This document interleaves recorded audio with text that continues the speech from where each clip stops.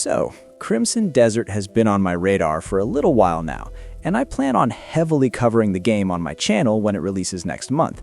And honestly, the more we see of this game, the harder it is to ignore. Like, we're talking about a massive open world that they claim is bigger than Red Dead Redemption 2 and Skyrim.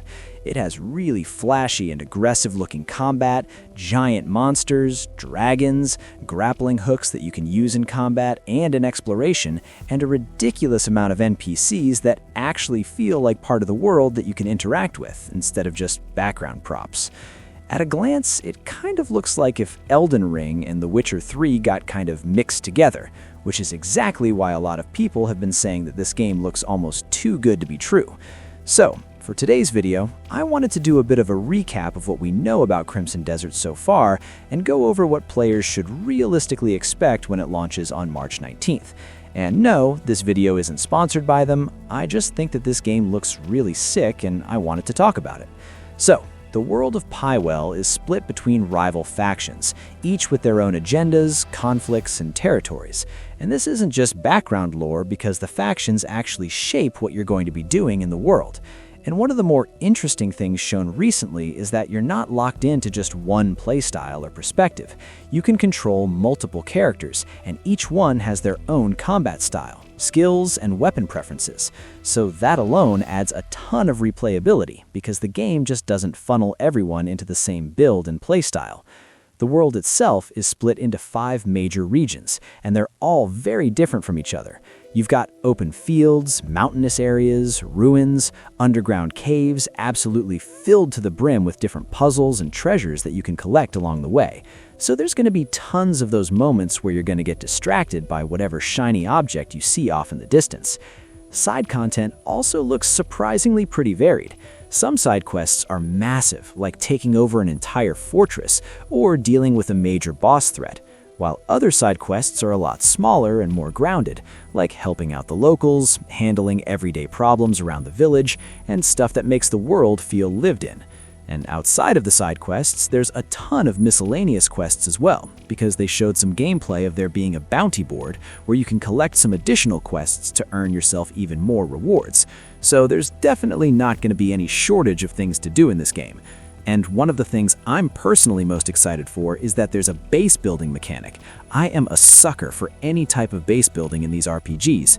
I put hundreds of hours into Fallout 4 just going around building all the different settlements. So the fact that you can upgrade your faction's like home base and you can improve upon it by going around and doing side missions and gathering resources, you can upgrade your base, which in return will upgrade your skills and abilities, because your base isn't just a cosmetic thing, it's also tied into your progression. And another thing that I'm really excited for is kind of the whole reason I even found out about this game, and it's the fact that the devs confirmed that you can eventually ride dragons. So just imagine how cool it's going to be to fly around and explore this absolutely massive map on the back of a dragon. And exploration actually matters here too. Like, there are caves and ruins and hidden locations filled with puzzles and different rewards. So going off the beaten path isn't just optional, it's how you find some of the cooler and better items and abilities. Now, as for combat is clearly one of the bigger focuses of Crimson Desert, and it shows. It isn't slow, turn-based, or menu-heavy, it's fast, physical, and very animation-driven. You can fight on foot or on the back of a mount, and the mount combat looks genuinely useful and animated, instead of just kind of gimmicky. And later in the game, you actually get access to mech suits, believe it or not, which completely changes how certain fights will play out. Apparently, one of the regions is pretty advanced in technology, which explains why they have mech suits in this medieval-type game. So I don't know how that works, but I'm definitely excited to test it out. Weapon variety is also pretty solid.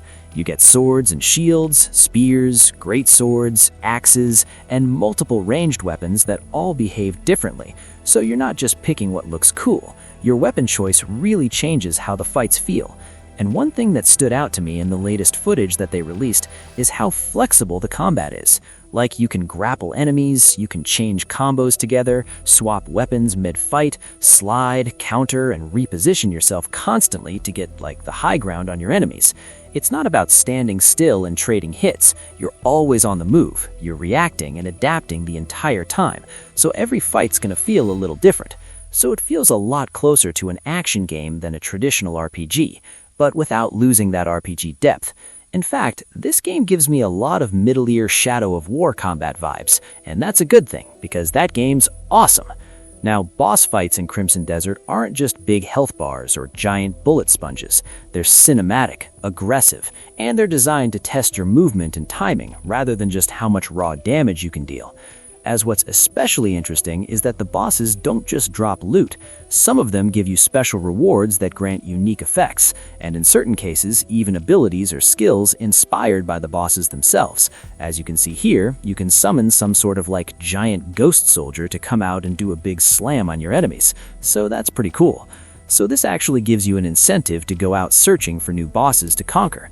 Progression in Crimson Desert is tied to pretty much everything that you do.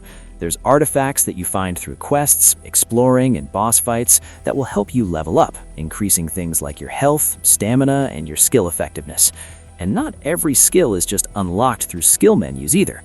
Like some abilities are only learned by exploring the world and actually finding them, which makes exploration even more important. Not only can you find unique weapons from exploring, but skills and abilities too.